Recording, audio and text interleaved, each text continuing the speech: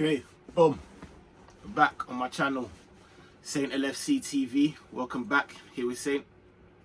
And yeah, I shot a Thoughts of a Saint. This is part 2. I shot part 1. Didn't even know it was part 1 when I shot it, but I had a couple of things on my mind that I needed to get off. So I needed to I wouldn't say rant as such, but just need to don't want to come off like one of those fans that are ungrateful and just throwing their toys at the pram, you know. So yeah, shout out to One Touch TV for part 1. Go and check that out. Subscribe to that channel. Listen, subscribe, like, slap a like, man. Do you know what I mean? Subscribe. It's not hard. But yeah, this FSG thing, man. Like, I really need them to. It's time that they bounce in it, and I'm gonna explain why, like as best I can. And as quickly as I can. It ain't gonna take that long. But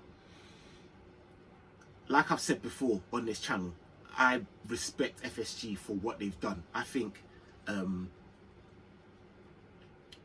first of all, football is a business as such, but predominantly it's entertainment. It's a sport. Do you know what I mean? It's that's what it is. Like, we're not watching like businessmen kick balls. Like, it isn't that. Like, it is actually a sport, and it's fan orientated. That definitely is. Do you know what I mean? I was gonna say fan owned, but we don't own it. But it definitely is fan orientated. But it is a sport at first.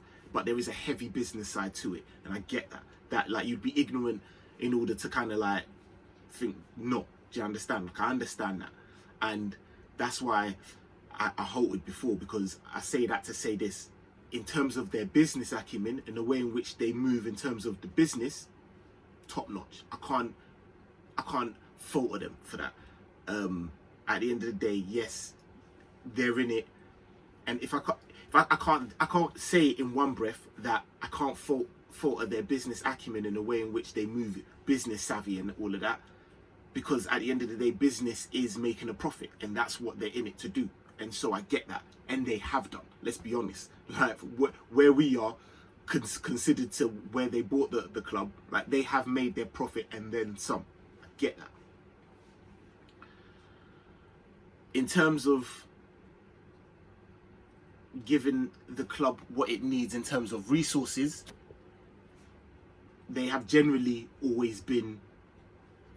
They've always come through with what we've needed as such, and I will give them that. I'll give them that. I'm not gonna sit here and say they haven't. They have done normally. Now, circumstances would have changed as such, and I say that to say this: we're dining with the big boys. Like, we are sitting at the big boy table, as well we should be, because we are a big boy. We look to the right of us, we got Man United, who are cash rich. And we look to the left of us, we got City. Need I say more? She's sitting there like, and then now the Premier League isn't like the Premier League was back in the day as well, where it's just like a couple of small, like the Chelseas and the Man United, and that's it, whatever the case may be. Now everyone's got dough now. Everyone's got dough. Everton's got dough. Do you know what I mean? Wolves are getting dough. Like, everyone's now getting the marketplace isn't just out of 2 or 3 clubs within your league. It's, you know what I mean, Leicester. Everyone's got finance now. You've also got someone like Chelsea who are doing bits. You know what I'm saying? So I understand the way in which our club is run, and I love that. And I love the fact that our club isn't run. It isn't rotting at the core as such. And when I say that in terms of the pay structure isn't astronomical through the roof, our recruitment is quite decent, is generally quite good, I get all of that. But at the same time, we now are at a point where we just won the Premier League, and we didn't just scrape it. We won it at a canter. We won it because we were the best team, and we did it. Like, we bossed it. So the same team, which has been there for 4 years, you can't expect them to carry on doing the same doing the same thing and having the same results. They're human beings. You've got a man like Milner in there who's like 35 years old. Like, you have to account for some of these things. Now, we're at a time where you've been lucky enough to have a player like Coutinho and who you've let go, and we were able to generate 130 mil for, or thereabouts. That's financed such players like Alisson and Fabinho and Van Dijk, obviously. But we now need you. This is where we're not selling anyone, not right now anyways, but we have a gaping hole, like a gaping chasmic of a hole. Like, we need help. Put your hand in your pocket. You can't tell me that there's no money. Like, you can't tell me that there's no money when we've sold players like Danny Ings for 20 million. We sold Ryan Kent for 7 million. We've sold, and in that window, we only got Takimi Minamino, we got Taki, and we got Sepp Vandenberg for a young 1 million.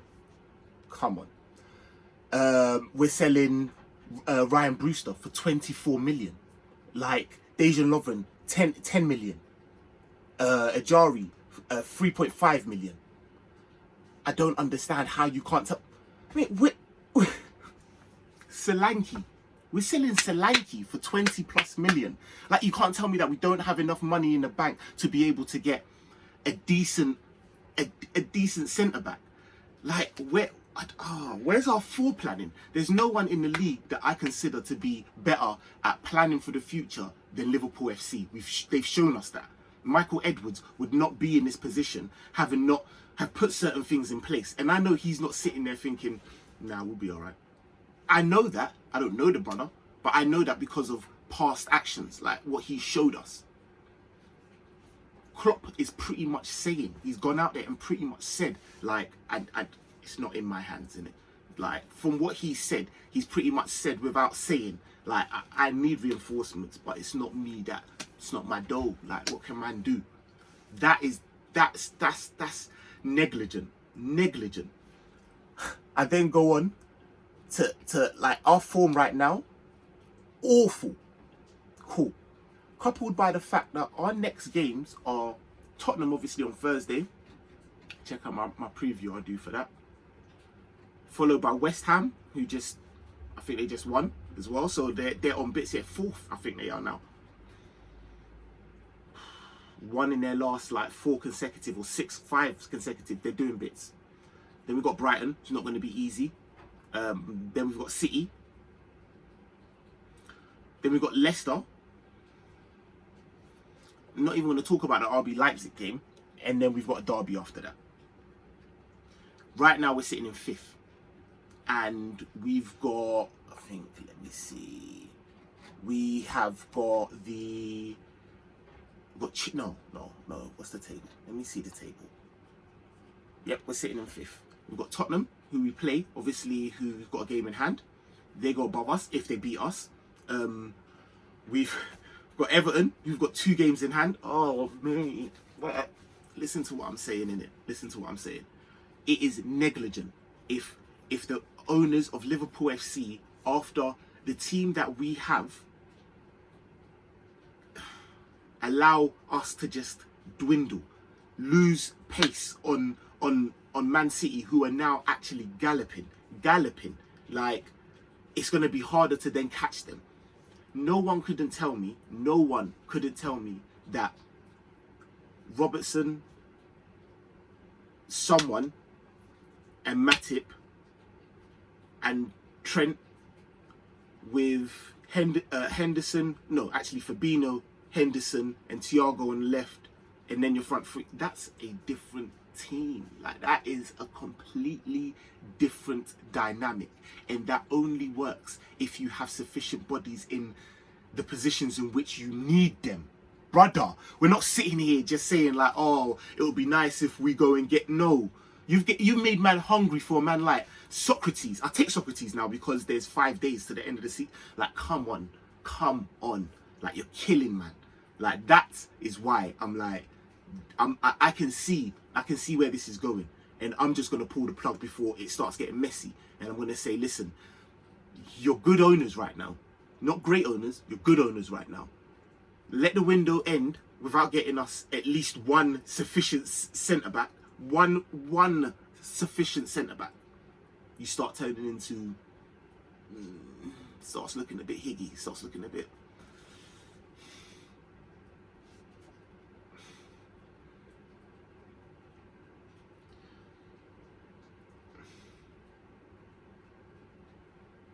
I just don't even know what to say. Like, I've just run out of things to even say. Like, come on. We're on the point. We're on the cusp of becoming a dynasty. Like, actually a dynasty. Like, we could do great things. Not to dwindle and start trying to clamour for top 4. Like, mad thing. Listen, if you agree with me, let me know. If you disagree with me, let me know. Let me know why. I'm done. FSG, like, you've done the best you can. Like, you need to now, if this model that you set in the position that you're in with the aspirations that you have, don't marry up.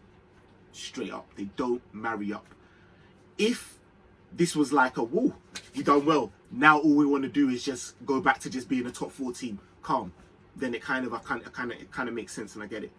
But that's not the package you sold to us. So if you now are like, listen, like, we've got other commitments, you know, we've got other teams, then allow us, take your money, because I'm definitely sure you're going to make a profit, and allow us to get someone who actually will invest in us. We are so close with Man United in terms of titles.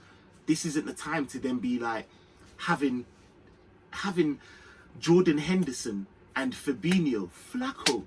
Like, I haven't seen Flacco in defensive midfield for one day. Couldn't even tell you the last game.